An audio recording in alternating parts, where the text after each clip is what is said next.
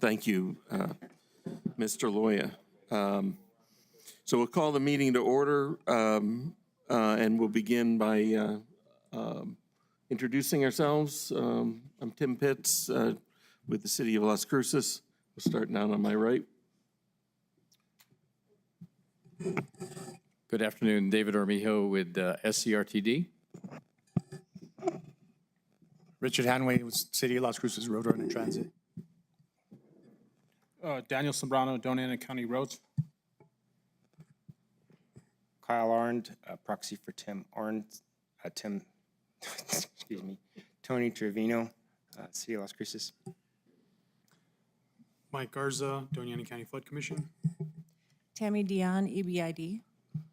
Angela Roberson, Doña County Community Development. Andreas Lenin, NMDOT. Harold Love, NMDOT. Eddie Salazar with the Town of Mesilla Community Development. Okay, thank you. We have the agenda. I'll take a motion to approve the agenda.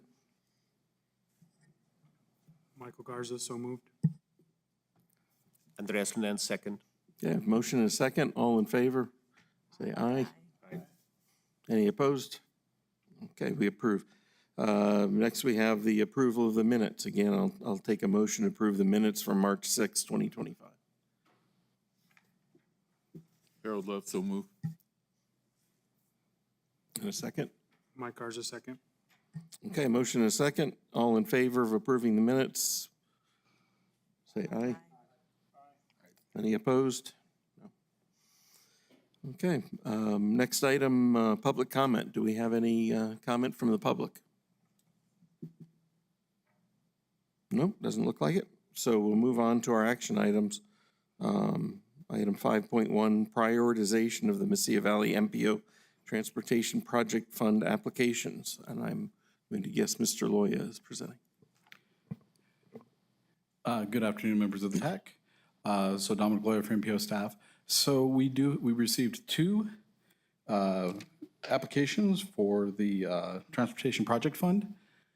Both were from the town of Mesilla, and today we have, and they will need to be ranked at the end of this, basically 1 and 2, by the committee for the governing board. And we have today Mayor Russell Hernandez, who will be presenting the applications for the town of Mesilla. Thank you very much, Mr. Chair, members of the board. Thank you for having me again. It feels like it was not too long ago that I was just right in front of you with a different application. But here we are, 2 applications for our TPF programming. I'll just jump right into it. Our first request in here is for a resurfacing of Paisano Road in specific. So Paisano runs from Glass Road and connects into Calle del Norte. It's approximately 1.1 miles. The asset we're looking here is for engineering, construction, and construction management. It's a grind down of the 3 inches and then a full resurface of the existing road. If you all do have a packet, I believe that the pictures were in the packet as well.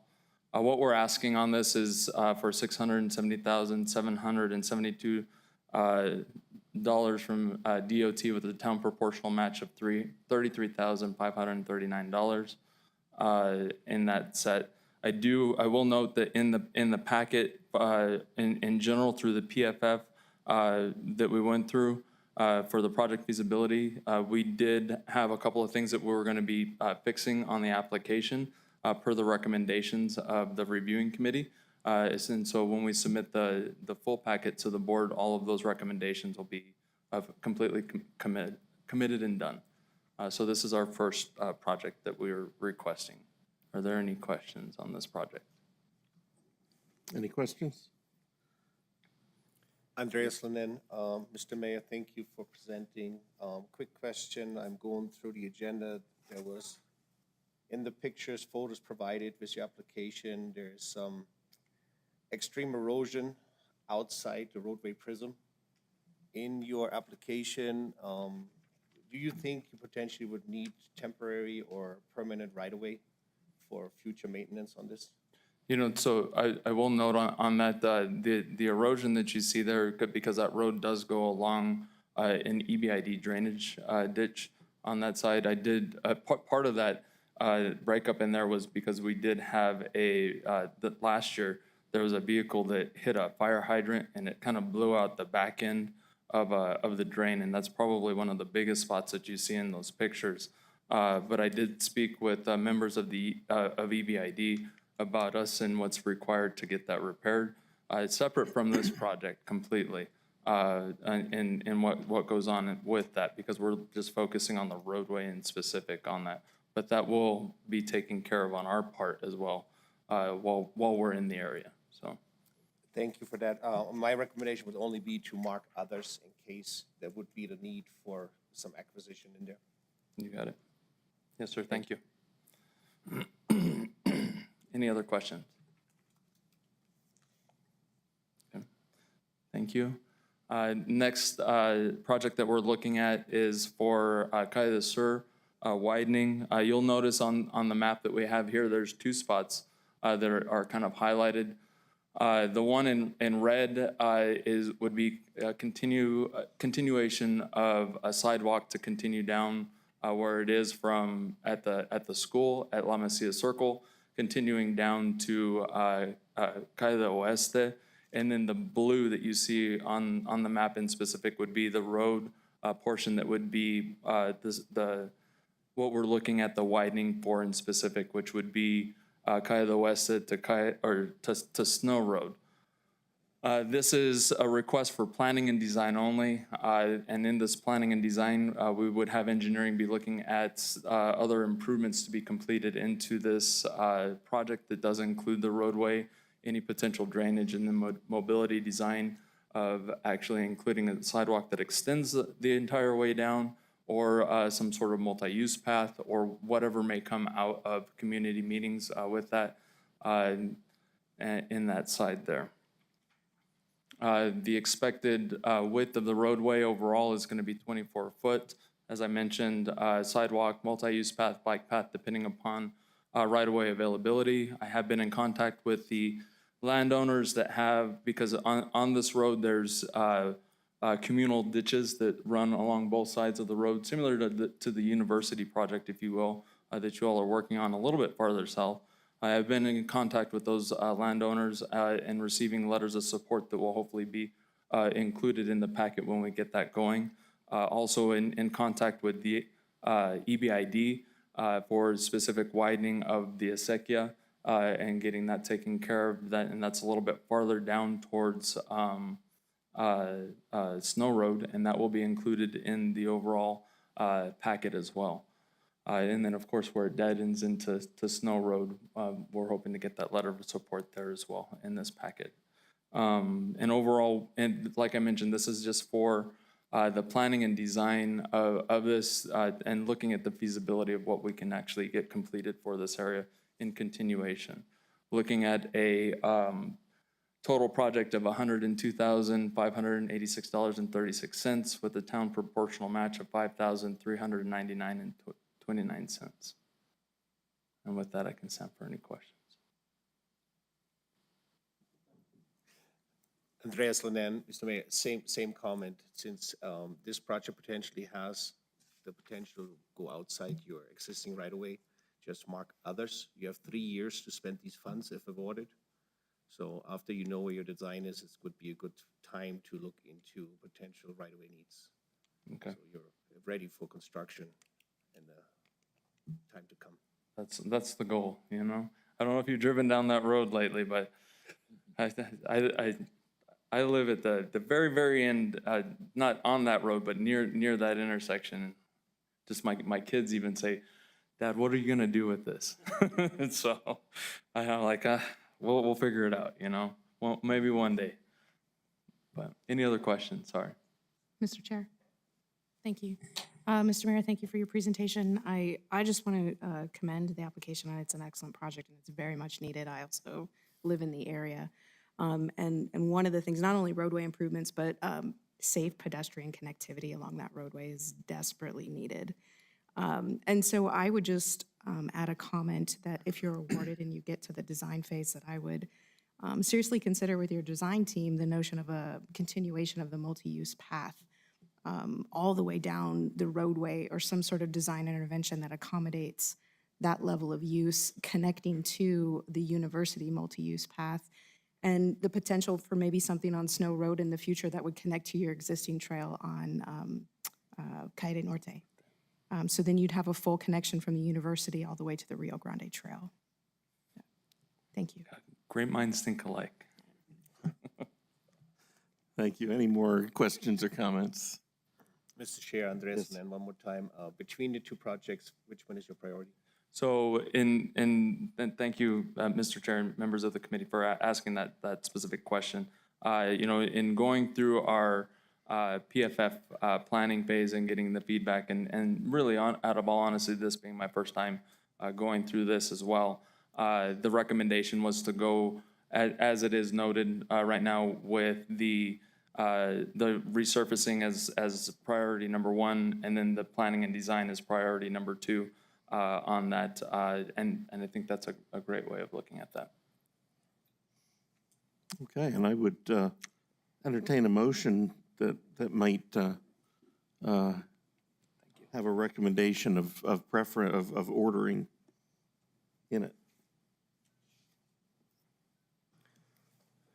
Mr. Chair, Andres Lenin, I would set up a motion to approve the prioritization of the project as presented by the mayor. Okay, and a second? Angela Roberson, second. Okay, I have a motion and a second.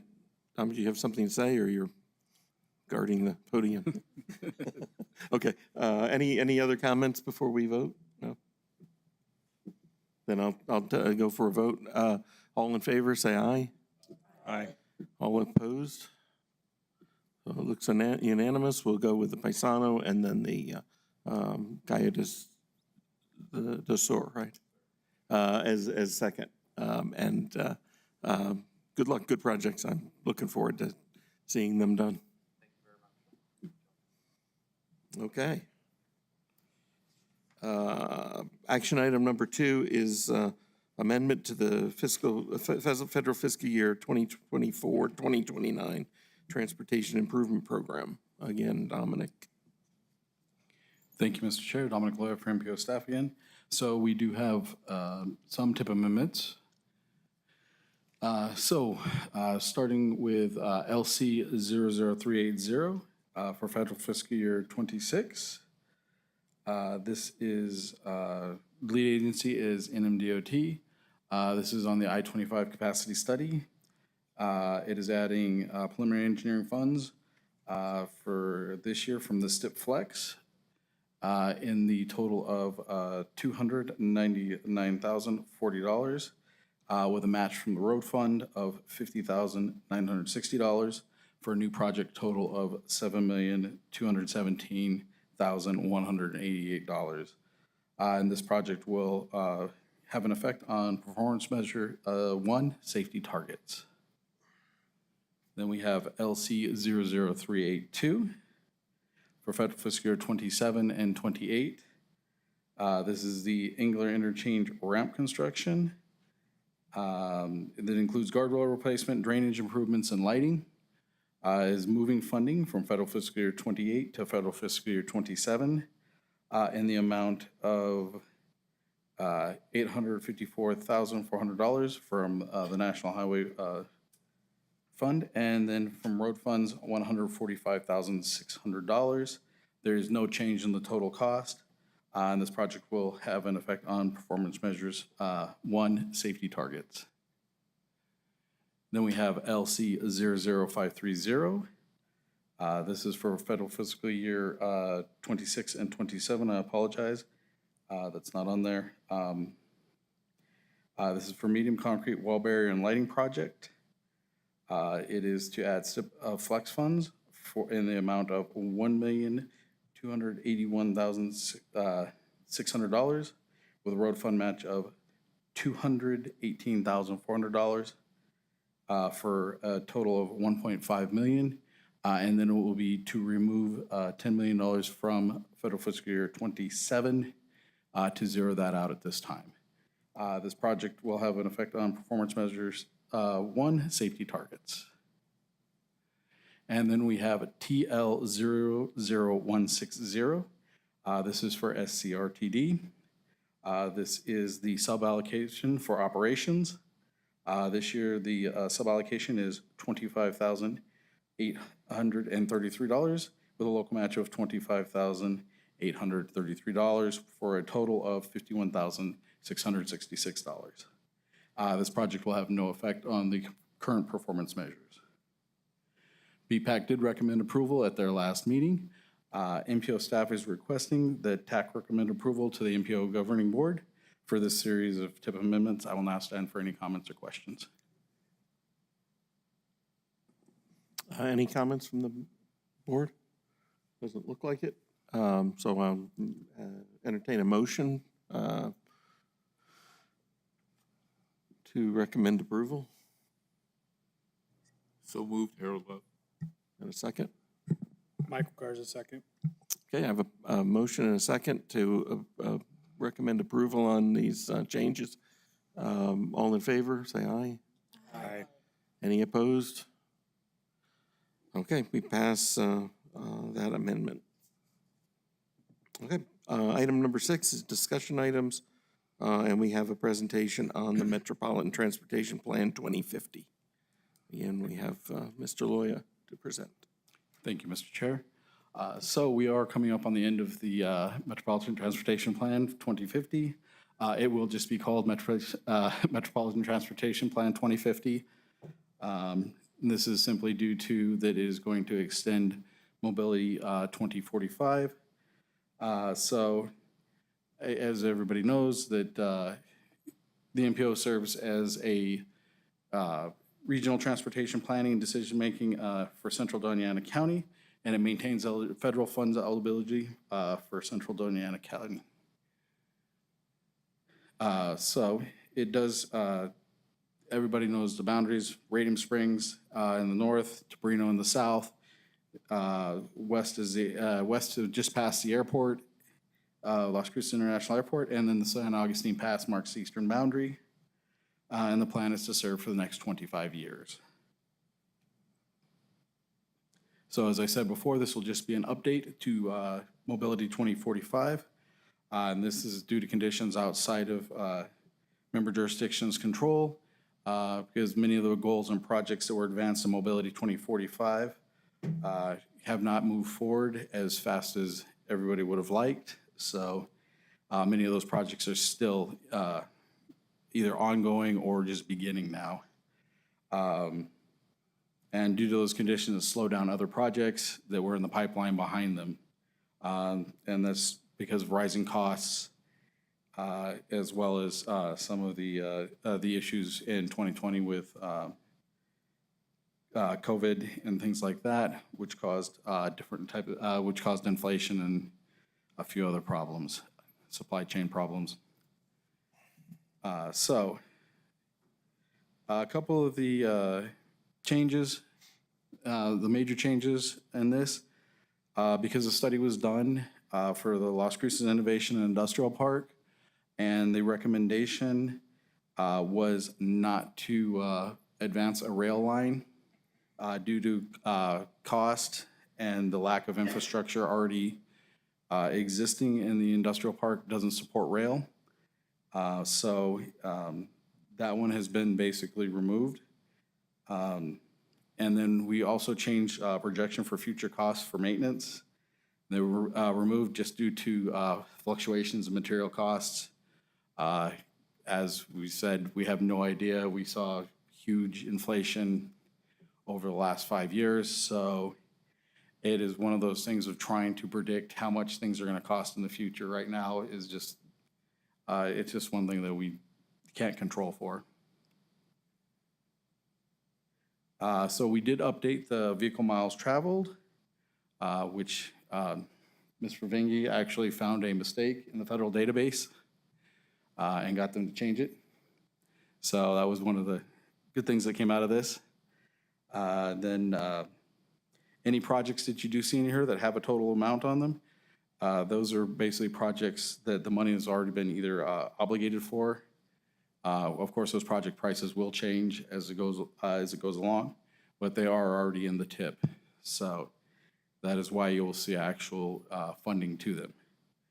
And then any projects that were from the last one, basically it's a starting point for funding due to changing costs. Just some of the things that will be going on. The Engler Interchange is a big one. The University Avenue Multimodal Project, as mentioned before, just kicked off. And that should be done hopefully within the next year and a half or so. Dripping Springs Road, US 70 median concrete wall barrier and lighting project, Thorpe Road Bridge replacement, Arrowhead Interchange, US 70 study, and then one of the farther out ones is the complete rehabilitation of I-10. So the active mobility plan, as you see, the maps are back in the back again. It's been updated to show current conditions as well as some future plans for infrastructure development. The future thoroughfare plan has been updated with proposed changes to regionally significant connections. And then the functional classification map only had a few streets that were downgraded in it, and those were mostly collectors to locals. We didn't have any downgrades for minor arterials or principal arterials. This transit system priority plan has been split into two maps now.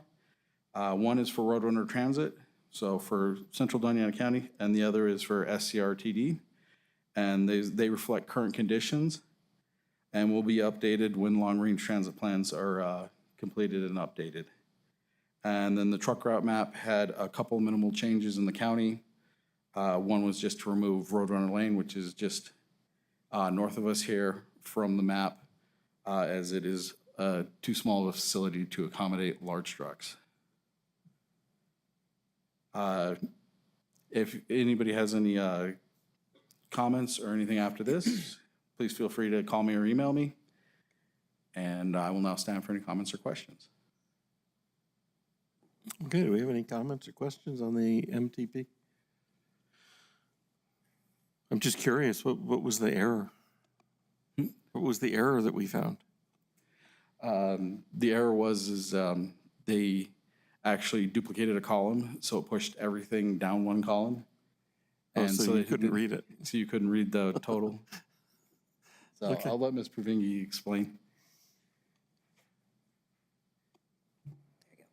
Mr. Chair, so it was a column that was duplicated, and the number from it was basically the number in the column that we used to calculate the fatality rates, the serious injury rates, and basically for our area, it wasn't showing on the very last column, and so it got pushed off.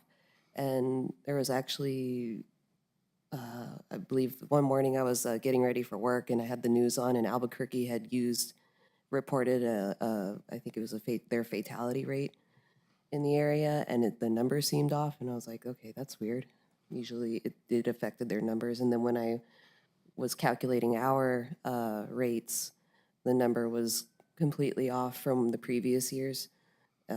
So people, basically planners use that number and engineers use that number to calculate those rates for traffic crashes.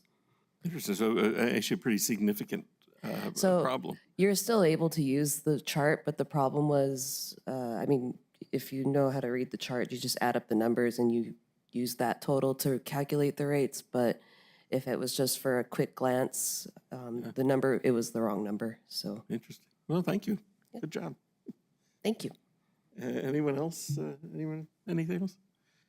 Okay, and we have, I noticed the maps in the back to, Yes, they're there for comments. Any type of, if we made any errors or anything like that, just that way we can kind of and when does this go to? So you will see it back next month, Mr. Chair, and it will be this time for recommendation to the governing board because it has to be adopted by the end of June. Okay, thank you. So please take a look at the maps, make sure we've got everything, everything that we may have, comments we'd made in the past, whether things were accommodated and everything. Mr. Chair. Dominic, is there public meetings coming up for the MTP? So we, Mr. Chair, Ms. Robertson, we had 2 public meetings so far. I'm trying to set up a third one here with the county in Doña, up in Doña. So we're hoping within the next 2 weeks to have our final public meeting. We'll see what happens because it does depend on, right now we're running up against a crunch of our interpreter is only available till the middle of the, not next week, but the following week. And then she's on vacation for a full month. So we're hoping, like I said, within the next week and a half to have one more meeting.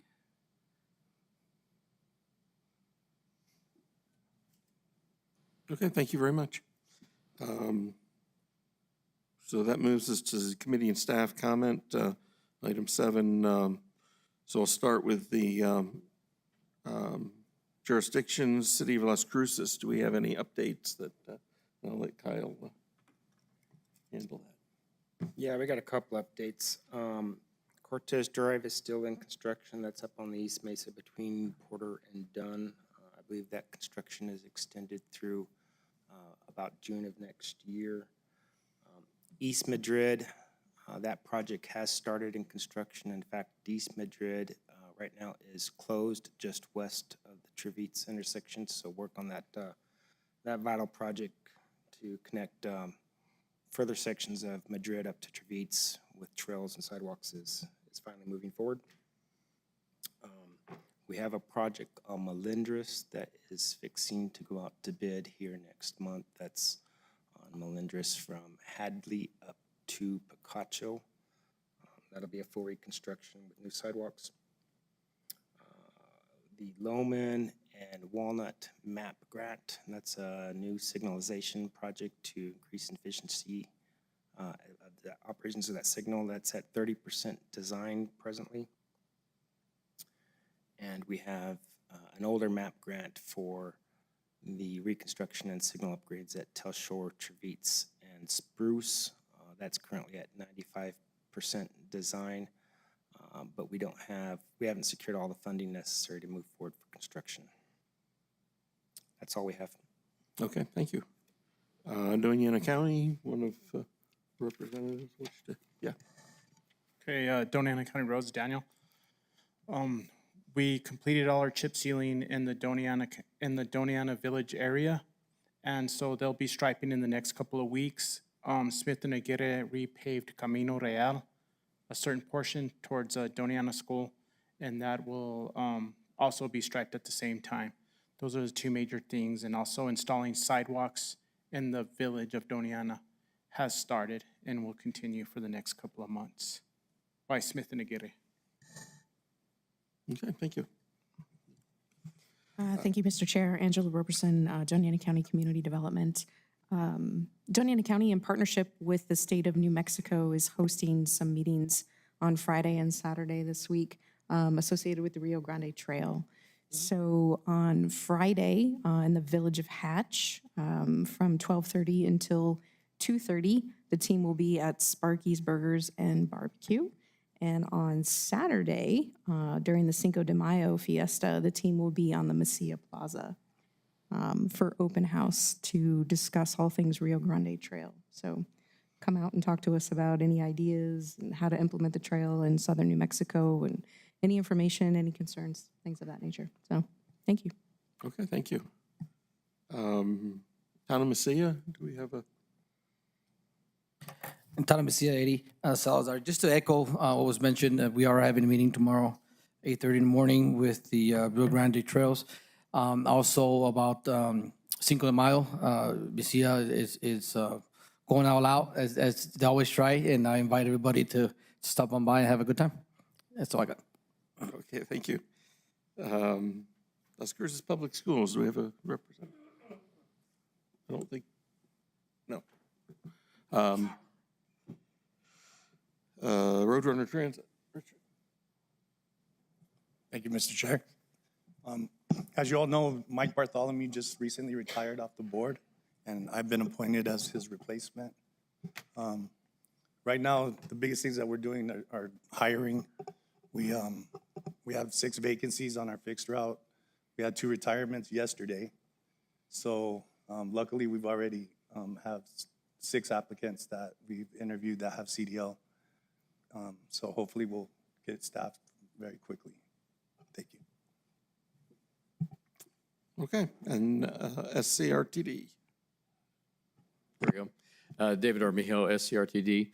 The only thing I can report is we did launch weekend service on 5 of our 8 routes. 2 of our routes already had service. Ridership continues to grow at very large rates as a result of this. We've done a number of other service enhancements. We've got plans for the coming year. So our new transit facility is now fully operational with new electric buses and so on. So a lot more to report at another date. We're working on a new annual budget, so things look pretty promising for us for the moment, but there's a lot of information out there that we haven't gotten yet on the budget. But thank you so much. Have a good day. Good, and thank you for those reports. I think they're excellent. I like having more information than we've been having, so that really is a really good report. Thank you. NMDOT, do you have an update? Harold Love, NMDOT, with some project updates. I-10 between Las Cruces and the state line. The contractor continues with the resurfacing project. They're going to be lane closures eastbound, westbound, and in the middle lanes. The work will take place from 5 p.m. to 5 a.m., mostly nighttime work, between Sunday night and through Friday morning, and the project expected to be completed by the end of June. See, I-10 Bridge and Roadway Rehab. That's the I-10 project over University Avenue. The contractor has continued to do the work on the bridge as well as lighting installation. There will be no access to the eastbound on and off ramps. And let's see, the speed limit's been reduced to 45 miles an hour. Expect delays on Main Street and University below the bridges. And the project expected to be completed by July of 2025.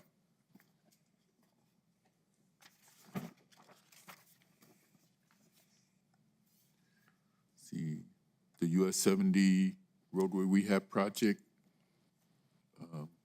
from Spitz Solano to Travis and Elks, the Main Street project. Contractors, if anybody been out there, you can see that all lanes have been paved now, and traffic is flowing in both directions now on all 3 lanes. There's still work to do, and the speed limit is still 35 miles an hour.